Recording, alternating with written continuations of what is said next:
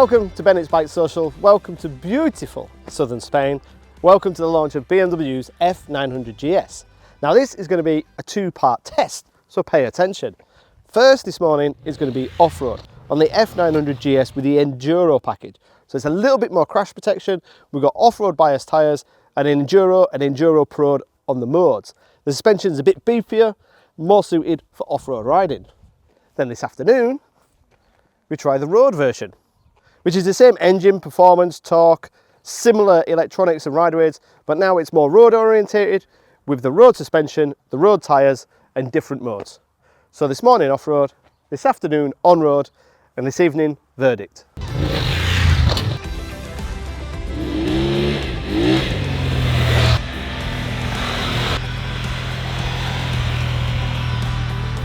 What an awesome way to end a full day with BMW on their new F900GS.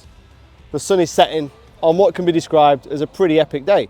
Now normally when we do these kind of first world rides, it's a little bit of off-road, a little bit of on-road, but today has been a proper full day in the saddle. So you've got to take your hat off to BMW for giving us the opportunity to try the F900GS with off-road tyres, with all the enduro modes and the standard road bike.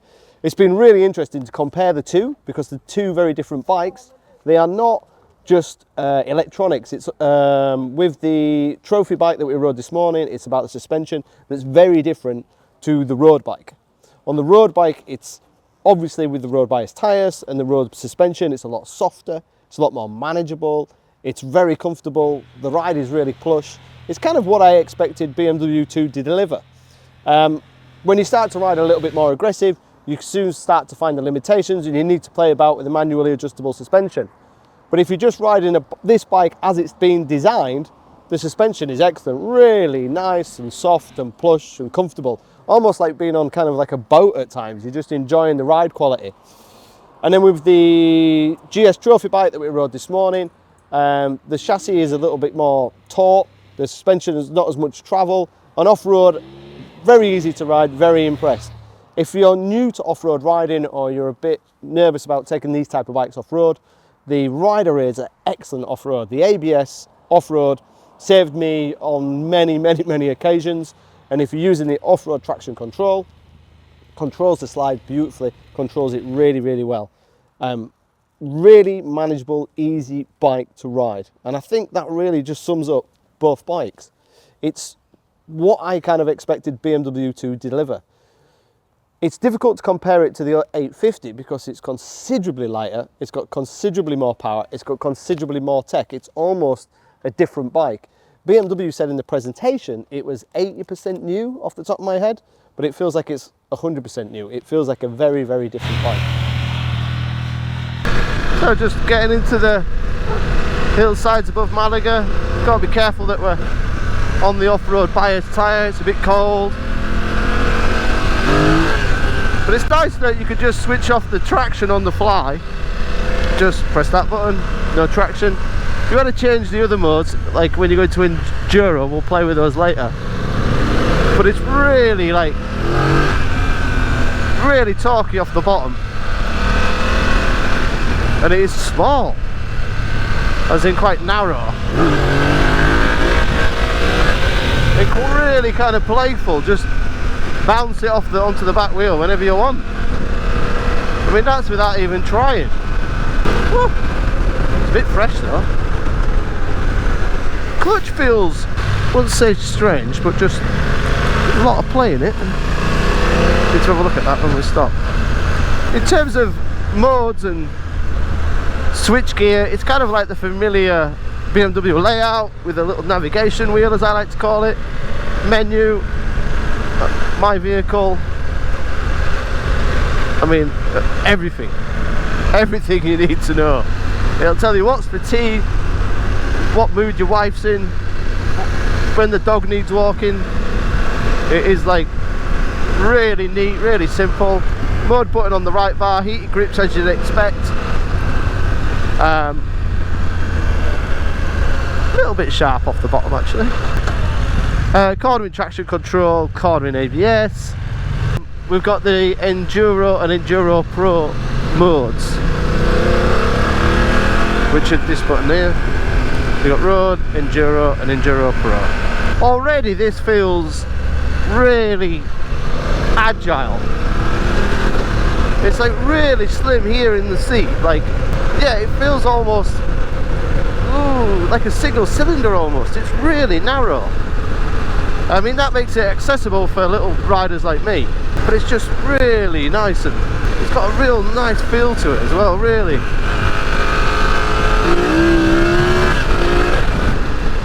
But just lovely. And you know, sometimes you just get on a bike and you go, that just feels right, you know, everything.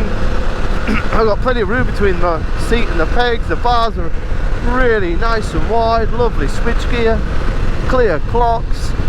In terms of downsides, in terms of negativity, it's in some really tough competition. Strangely enough, I rode Triumph's Tiger on similar roads in a similar area just before Christmas. Brilliant bike, torquey engine, loads of power. You've also got the Norden, you've also got the KTM 890, you've got the new Africa Twin. There's a lot of bikes entering this category. For me, the BMW's got a real high level of finish, simple, easy to use clocks, switch gear and rider edge, you can turn off, you can personalize the bike easy. It's very simple, very easy, just get along with and just enjoy. There's no kind of getting to know you period, you just enjoy it and it's simple and easy to ride. The engine's got some torque, it's got some power. When you want it to deliver it, it can do that. And in terms of downsides, there's not too many. There's a few little niggles for me. The kind of rear subframe gets in a little bit in the way when I'm stood up on the pegs, when I'm riding off-road. The colour, not completely convinced. A few people I noticed on social media are asking if the screen's adjustable. It's not. And then it comes down to price. So the base bike starts at just under £12,000, which is online with the competition. But once you start to spec it up in usual BMW style, you can still add some money. So the bike we rode this morning, the trophy bike, is around 15,000. And this model with all the spec on is around 14,000, which does add up to an expensive motorcycle, especially when you compare it to the competition that around that 11-12 category. So I headed into some more challenging stuff. So it's look quite steep actually. Well, that is steep. Oh, and quite sandy. Love a bit of sand. Enduro Pro.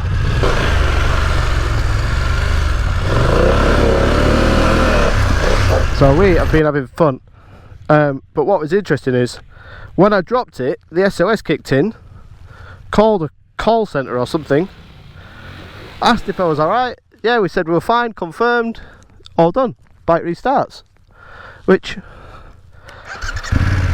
I never experienced before. Oh, this stuff is soft.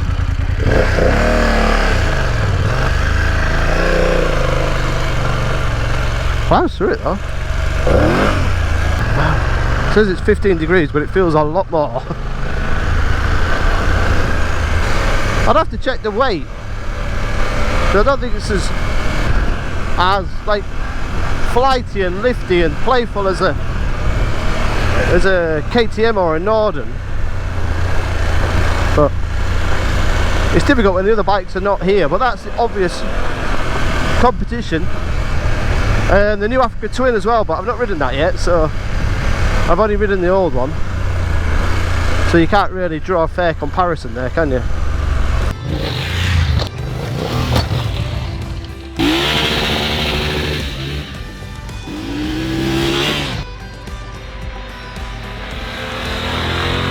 Well, obviously what we need to do is put some more miles on the bike. Towards the end of the ride, I was starting to move around in the seat a little bit. It'll be interesting to see what the bike's like when we put a pillion on it, and it'll be interesting to see when we get other members of the BikeSocial team on the bike of different sizes and different physiques.